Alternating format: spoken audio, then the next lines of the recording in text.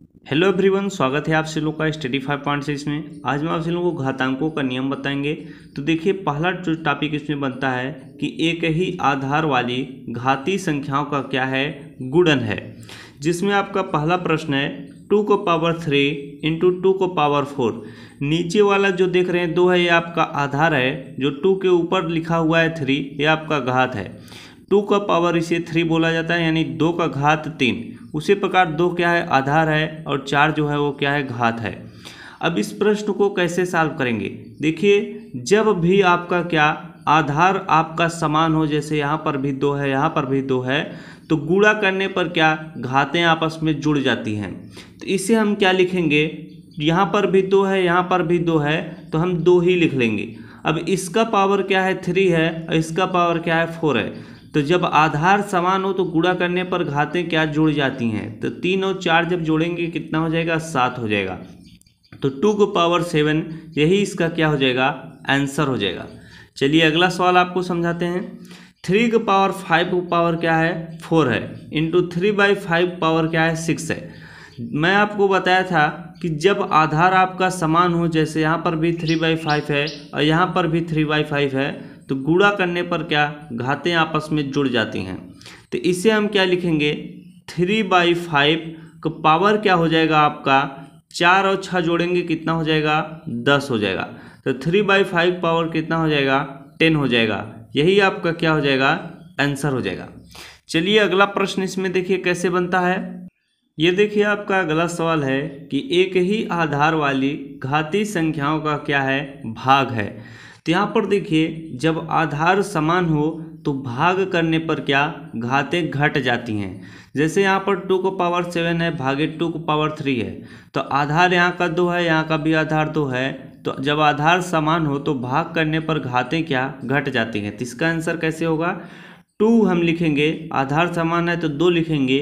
अब देखिए, भाग करने पर घातें घट जाएंगी, तो 7 में से 3 घटा लेंगे, कितना आ जाएगा, 4 आ जाएगा। तो 2 को पावर 4 है, यही आपका क्या हो जाएगा, आंसर हो जाएगा। चलिए चौथा प्रश्न देखिए, 5/9 का पावर 6 है, भागे 5/9 पावर 4 है। आधार 5/9 है, यहाँ का भी आधार 5/9 है। जब आधार आपके क्या हो, समान हो, तो भाग करने पर घातें घट जाती हैं। तो हम इसे लिखेंगे 5/9 का पावर क्या हो जाएगा, 6 में से 4 घटाएंगे कितना आ जाएगा, 2 आ जाएगा। यही आपका क्या हो जाएगा, आंसर हो जाएगा। चलिए 2 टॉपिक प्रश्न और बताता हूँ आपको।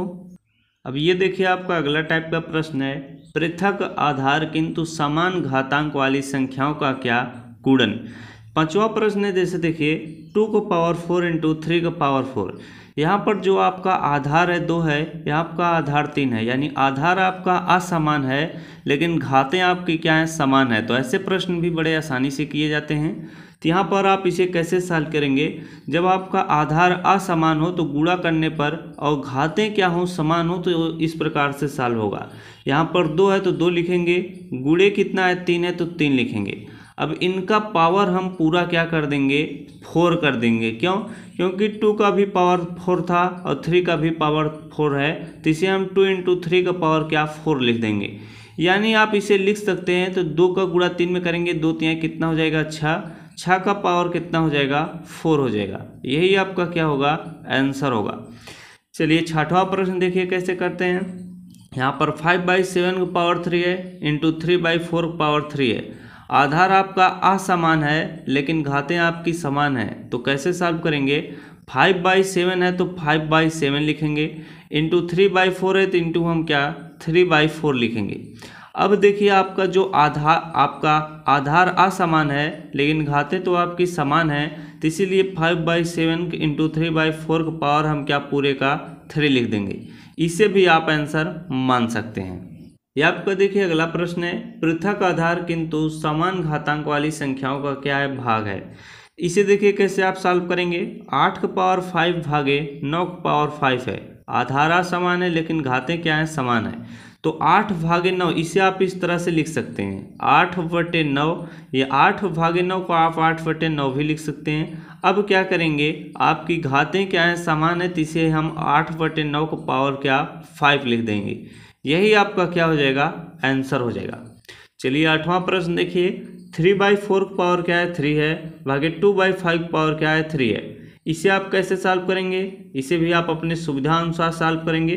3/4 है तो इसे आप क्या लिखेंगे, 3/4 ही लिखेंगे। अब मैं आपको बता देना चाहता हूँ यहाँ पर भाग्य क्या है, 2/5 है, यानी इसके नीचे आप क्या 4 के नीचे 2/5 इस तरह से लिखेंगे। तो यहाँ पर हम क्या 2/5 लिख लेंगे इस तरह से, 2/5। अब देखिए चाहे तो आप यहीं पर इस तरह से ब्रैकेट लगाकर इसका पावर क्या लिख देंगे, 3 लिख देंगे। ये भी आपका आंसर सही माना जाएगा, वरना इसका एक स्टेप और भी है, उसे भी आप आंसर मान सकते हैं। तो इस प्रकार से मैंने आपको तकरीबन 8 प्रश्न बताए हैं। तो जो वीडियो पूरा अच्छे से देखा होगा उसको बड़े अच्छे से घातांक के नियम समझ में आ गए होंगे। तो इसी प्रकार के मददफुल वीडियो पाने के लिए चैनल को जोर से सब्सक्राइब कर लीजिएगा, वीडियो को लाइक और शेयर करना ना भूलिएगा। धन्यवाद।